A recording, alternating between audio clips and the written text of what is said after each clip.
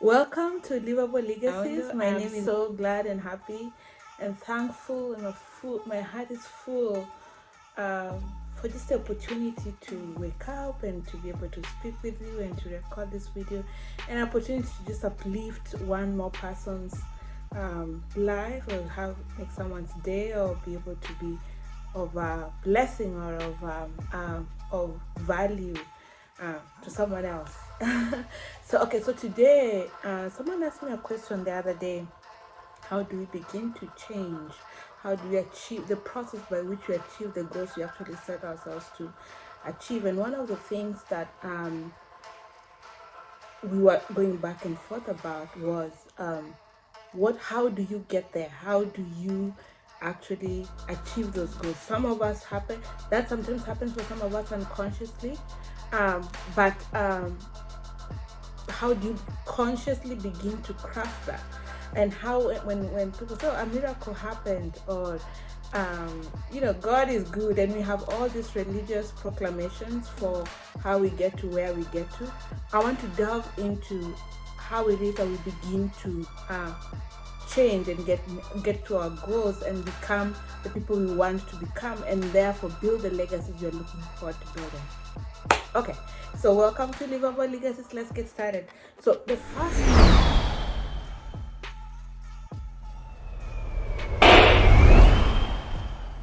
Welcome to Livable Legacies.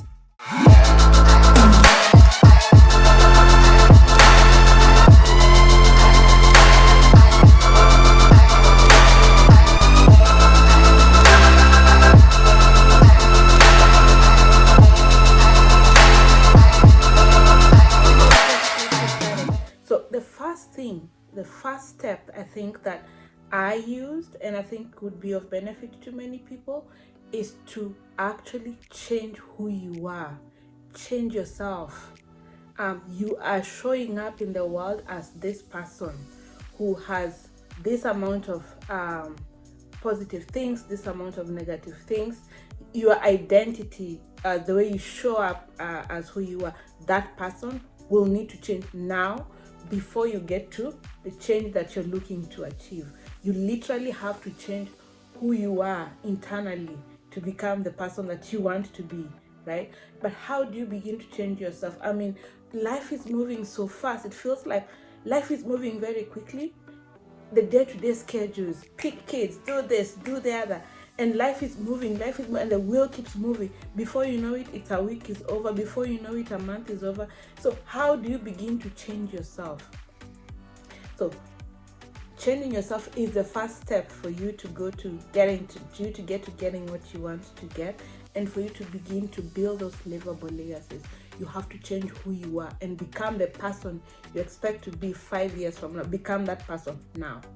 But how to do that is you have to find a place to be still. Okay?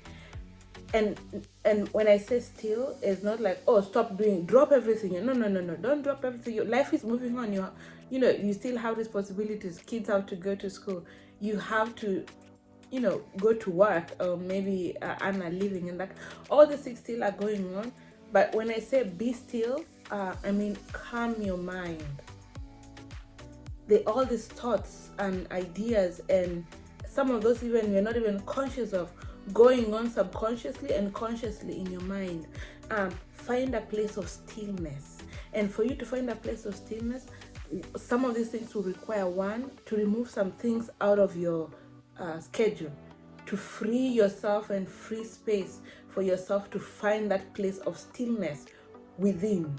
Okay, and I found that place of stillness by not worrying about the actual thing that I want. Okay, at that point, I think I had a sick baby, and there's so many things going on, and then there's all this information. Family from home wants this, family here wants this, then there are friends, then there's expectations I have of myself. I have all of these goals that I have not achieved, and now I'm in this new environment where I am this person who it's like I've forgotten who I am. The place of being still is to be able to find yourself. It's like to be able to calm down. Release all the expectations that people have of you. Release all of those goals, like all of the ways your energy is streaming out of you. You have to claim that back and find a place of stillness. Okay, and I did that by meditating. I did a lot of meditation. I did a lot of evaluating myself. I did a lot of self-reflection, and I did this on walks. I would just take my kids and go to the forest and walk and lose myself and find ways to just be still. And it's not like a day thing, right? Give yourself 30 days of finding stillness and calm, and change your schedules. Find places where your schedule is not aligning with the things that where you want to go, and find that place where you can create those spaces for yourself. Claim those spaces back. So that is 2. 3, be present. And what I mean by being present is we keep going, be here now in this moment, right? I have X amount of problems. Yes, your child is sick. Accept that your child is sick. You're now in this space. Okay, you're in a space where now your child is sick. You're in a space where now your child does not listen to you. You keep the relationship with your child is weird. You're in this place where you're financially stuck. Accept it. Be present in that situation. Accept that situation. You're in a place where things are not working out as you want them to. Yes, accept it, own it, allow it to wash over you, and be present. Don't be like, I don't like the situation I am in. Here is what I'm looking for. That is like jumping the rope before you get to where you want to go to. Accept where you are. Own where you are for now, and be present. And in the same breath as being present, feel the smallness and insignificance of your issues. Okay, feel the I wouldn't say really the small. It's very small. What you're going through in the big scope of things is something very small, and it will pass. That is part of being present. And how you find that place, and how I do find places of finding my smallness or accepting that, is going on walks, going to places that I don't know anybody and don't know anything, right? I go to I connect with nature, especially. That does help me center myself so much. When I wake up in the morning and I see the sunrise, my goodness, it is like the best thing. Like, I woke up in the morning and the sun rose. It's not something I take for granted. It's not something that is small. I feel very small. It makes me feel very small and fills my heart with a lot of gratitude that the sun actually rose on the east. And it's a cloudy day, and I go outside, and I do this a lot. I look out at the sky, and when I look at the sky, I feel very small in comparison to everything. I mean, who am I to be worrying about, I don't know, X amount of things, when in the big scope of things, I am just this one person. I am just this human. I am just a woman. I mean, who am I to burden my mind and worry? I don't worry about tomorrow. I don't my mind constantly worrying about And I think it has worked for me. How? It has worked for me in ways that it has enabled me to be here and be here now with all the things that are in, and allow those to wash over me. Okay, so that's the third thing. The fourth thing is to center myself. I do center myself, and how I do that is to go within.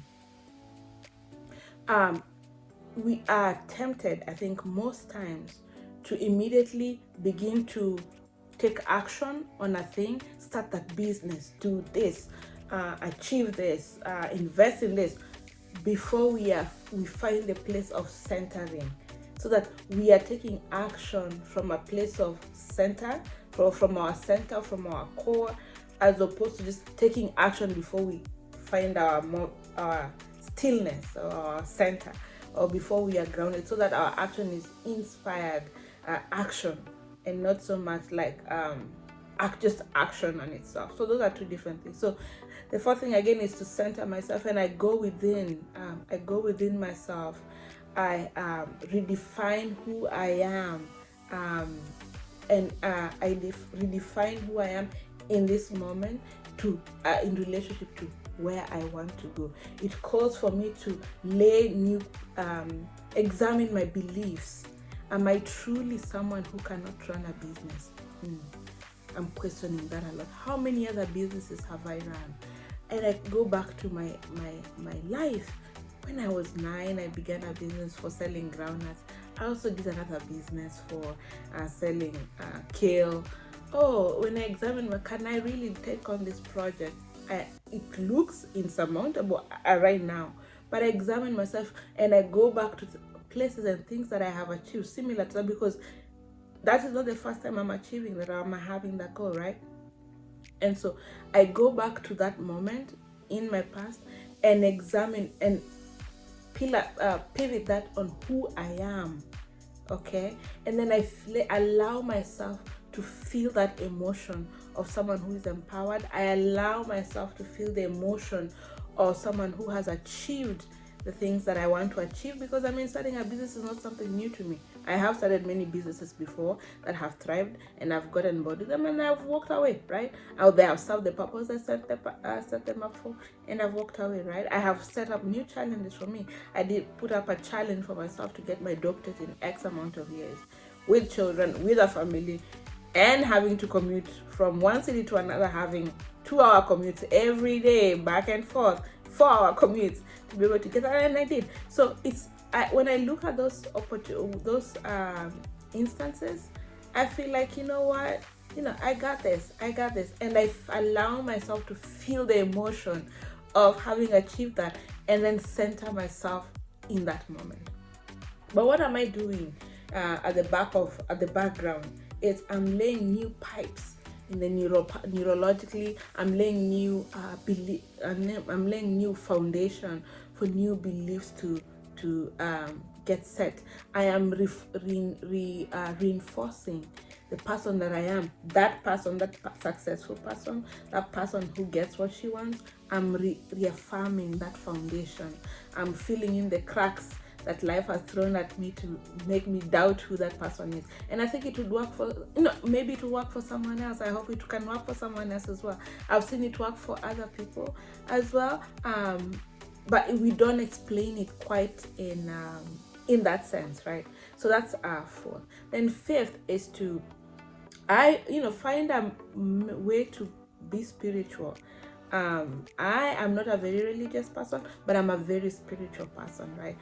And my pathway is I meditate. Well, not too much. No, I don't meditate every day even. But I find spaces for me to meditate.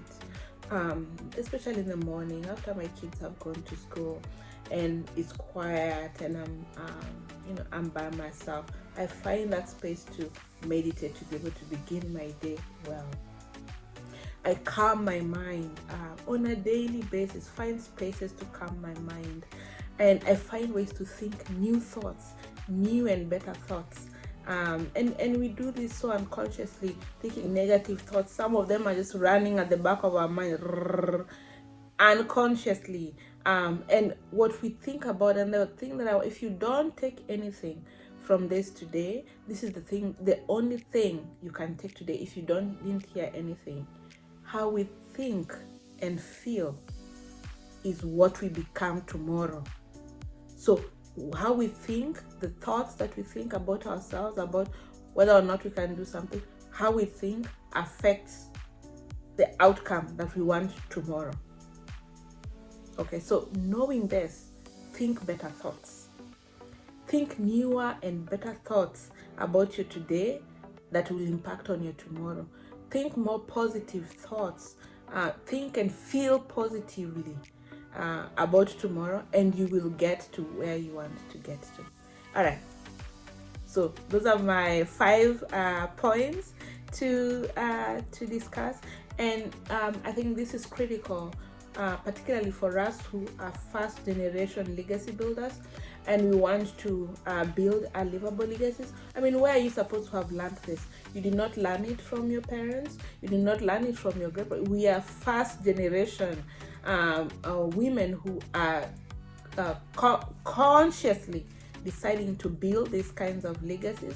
I think it is incumbent on us to be even more self-aware, because not only are we battling with intergenerational stuff, okay, trauma, belief systems, I don't know what, all of that, some of those are good and some of those are negative, right? There is all of that we are dealing with, and then we have to release that and center upon that, and then build new pathways. And I think for us, particularly first generation women who are building livable legacies, I think it is incumbent on us to be more self-aware, to be more conscientious about how we get to where we get to, and for us to not fall back onto our old ways, right? And how we fall back on our old ways is we start to revisit our old thoughts and our old beliefs, and we start feeling like our old selves. That's why it's interesting, for example, when you've been away for a long time, right?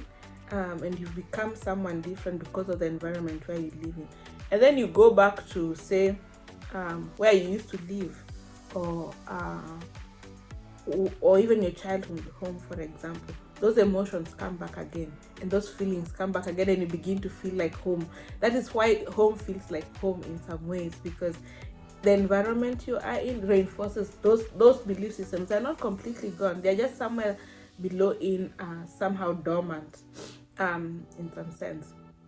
All right, so I hope this is helpful for someone who, is beginning a new year, and you're looking to have new goals, and you're questioning how do people actually achieve this. And you'll find it said in many ways. Some will be more religious than others, and and we were talking about this and re-examining this, is like, how comes there are ways, sometimes Christians particularly, who can pray over something for so long and it never changes it. And the point is, from what vantage point are we praying? Are we praying from the vantage point, oh, there's this problem we need to solve, there's this hard issue we have to resolve? Or are we praying from the point of view of, oh, I'm so thankful because of the good thing that is going to come out of this. I'm so thankful for this problem. This problem has now made me launch a rocket of desire, launch an opening, a door of blessings to come, because the solution. Are we praying from a solution standpoint, or are we praying from a place of, oh, there's this problem we need to get rid of? If you're praying from the place of, oh, there's this problem we need to solve, we need to get rid of, the problem never goes away. It just changes heads like a snake, but it doesn't go away. It just revolves around, okay? But if you're thinking about it from a if you're praying from a solution standpoint or viewpoint, then you have the juice of it. All right. I hope this was helpful for someone. I hope this blesses someone. I hope this is of value to someone. If you find this content helpful, please share with someone who would use it. Please like and subscribe. And I wish you a beautiful week ahead and day ahead. All right. Be limitless. Here's to building livable legacies. All right. Bye. Thank you. Thanks for watching. Don't forget to hit the like button and subscribe so you never miss out on the latest content. I'll catch you in the next one.